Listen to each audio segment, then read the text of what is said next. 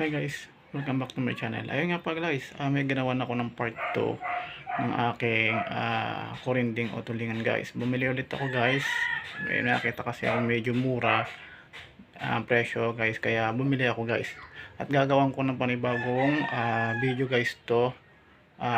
Tulad nung nabanggit ko dati na pwede siyang masarap siyang gawan, lagyan ng may taba guys. So ganoon yun guys yung ginawa ko. So bago nga pala guys ang lahat, sa mga nakakapanood dito, sana paki-like muna, share, subscribe po sa aking YouTube channel. So para po kahit pa paano magawa ko pa rin po ng madami pang video. Disclaimer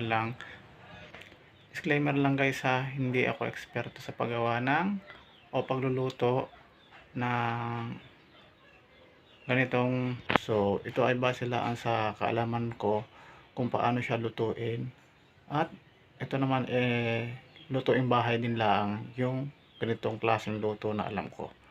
So yun guys, samahan nyo ako at panoorin natin at tingnan nyo guys kung paano yung gagawin ko dito. So ito nga pala guys ay sinaing sa tulingan guys, sinaing na tulingan o kurinding na nilagyan ko ng kalamyas guys. Wala kasi ako makuhang hinog na sampalok so kalamyas naman to na mayroong taba ng baboy. So grabe ang sarap nito guys. So halina na panoorin natin at samahan nyo ako guys. So ayan guys, tulingan din guys ang ating lulutuin. So tinanggalan siya ng bunto. So makikita nyo, nilagyan ko ng hiwa sa gitna.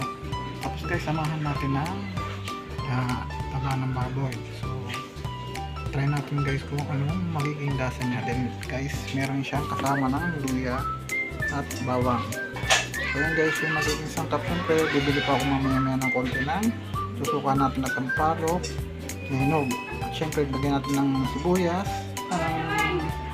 bawang siyempre, tapos itong mga may luya, tapos lagyan natin ng betchin, paminta at asin. So yan lang guys ang ating magiging sangkap para sa ating lulutuin tulingan na mayroong taba ng baboy. So let's go, samahan niyo ako guys at tingnan natin at tikman din natin kung gaano kasarap ang lasa nito. So yan guys, pinalabasan tuloy ng aking pangsuka. So ito guys, sampalo, kalamyas guys na tuyo. So pinili ko siya. So wala kasi sampalok na hinog, kaya ito yung guys ang gagawin ko. Papakita ko sa inyo guys kung paano natin ito lulutuin. So ito na guys. So ayan guys, nilagay ko na dito yung ilalawak natin o sangkap. So guys, depende sa inyo kung gaano karaming pansukan natin na kalamyas guys tapos inilagay ko na dito guys yung bawang, tapos luya guys, then lagyan ko na rin guys ng taba at ipapatong ko dyan guys yung ating tulingan na lulutuin. Nga pala guys, yung ating tulingan ay hindi ko na pinili at ito guys yung itsura nya guys. Yan, hindi ko na siya pinili. So nilagyan ko lang siya ng hiwa sa gitna. So yan guys, ating lulutuin na.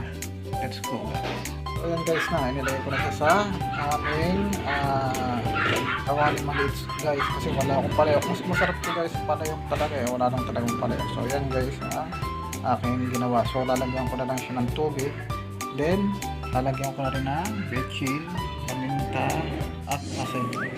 So yan guys, timplahan na lang natin guys yung ating lulutuin sinaing na tulingan na mayroong taba ng baboy. So let's go. So yun guys, nalagay ko na siya, nalagyan ko na siya ng tubig guys.